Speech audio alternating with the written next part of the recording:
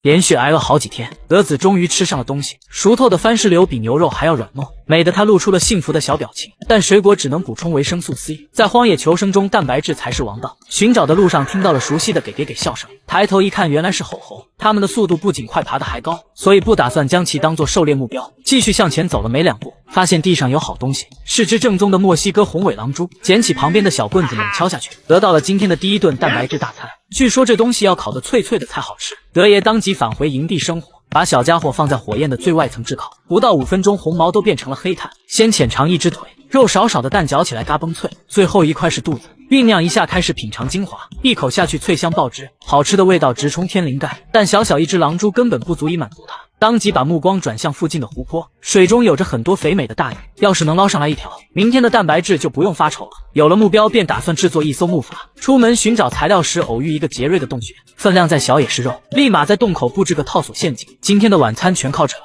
为了明天的鱼肉大餐，在附近找到10几根干木头，用藤条把它们绑在一起，接着中间放上一块木板充当坐垫，很快简易的捕鱼座架就做好了。忙碌了一天，德爷打算奖励自己一次丛林沐浴，被山泉瀑布冲击9981次，顿时感觉身上的经络被打通，浑身都充满了力量。等享受完这场酣畅淋漓的山泉浴，太阳也落山了，这才想起下午布置的套索陷阱，没想到还真让他收获了一只小杰瑞。由于食材太小，清理内脏都是浪费，直接用木棍串起来上火炙烤，等待10分钟，一道外焦里嫩的晚餐就好了。来不及细细品尝，3两口就给干完。第二天一大早，德爷就起床制作鱼叉，但还没下去，就在水里发现了一条鳄鱼。思考再三，还是觉得蛋白质比较重要。头铁的他就这样撑着破烂小木筏出发了。等来到湖泊中央，站起身来，拿着鱼叉开启了狩猎模式。发现大鱼的身影后，立马下叉。没想到第一次落空，第2次也没能成功，就这样忙活了一上午，最终还是2手空空。思考再三，认为是武器的问题，于是决定利用藤条编织个捕鱼篓。忙活了半小时，新工具终于制作完成，但想要鱼儿上钩，就必须有诱饵。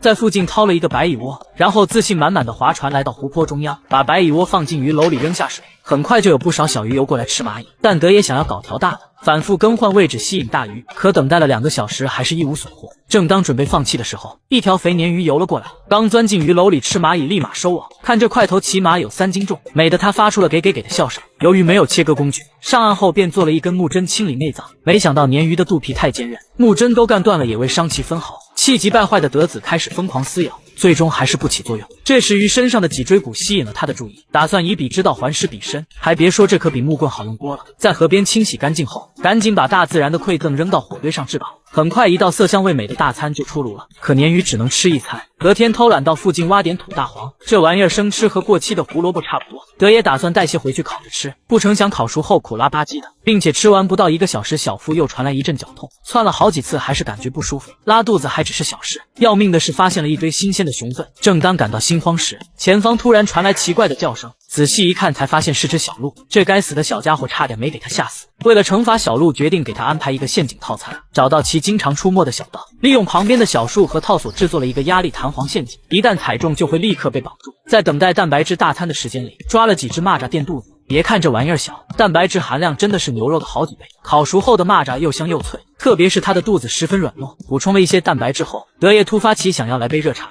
割下一片云杉树皮，把4个角折起来，用木棍固定住，最后再用树枝和木炭混合的胶水填补缝隙，这样就得到了既牢固又严实的盛水容器。在小溪边装了一些清水，考虑到火烧会把树皮烧坏，他直接把滚烫的石头放进水里导热，等到80、90度后放入前马草。很快一碗热腾腾的茶就出炉了，尝上一口，味道十分地道。简单的休整一晚后，前去查看陷阱，结果离得老远就发现有动静，还真抓住了一头蛋白质。打野数十载自己都觉得不可思议，赶紧拖着战利品往回走。吃大餐之前必须要好好的洗漱一番。来到小溪边，把木炭碾碎，利用小树枝沾取碳粉，均匀的涂抹在牙齿上。纯天然的木炭牙膏效果非常好。考虑到腥味会吸引臭狗熊，只好找了一个远离营地的地方处理。这次的切割工具是锋利的石英石，切开一个小口子后，麻溜的帮小家伙脱下大衣，根据不同的部位分成好几块。期间实在馋得不行，先烤点心肝解解馋。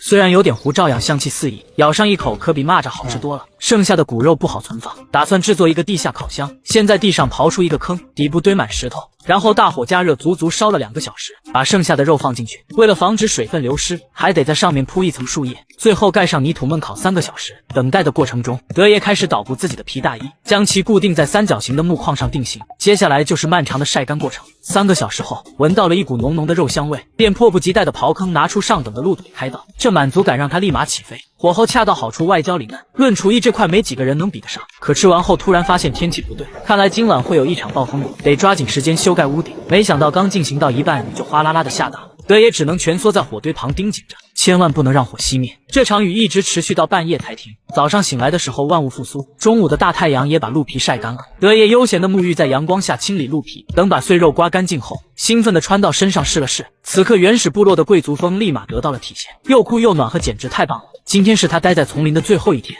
决定再找些吃的做一顿丰盛的晚餐。先在山坡上摘了一捧野生蓝莓，然后搜集一些醋浆草。吃食准备完毕，接下来还要做堆蜡烛，将树枝放进卷起的树皮中，就是最原始的蜡烛。傍晚，德爷点燃蜡烛，穿上鹿皮小肚兜，再看看今天的晚餐有什么：蓝莓酸酱蔬菜沙拉和昨天吃剩的羊腿，在羊腿上抹一层厚厚的蓝莓酱。生活总是需要一些仪式感，德爷就慢条斯理地享受着丛林里最后一顿浪漫的烛光晚餐。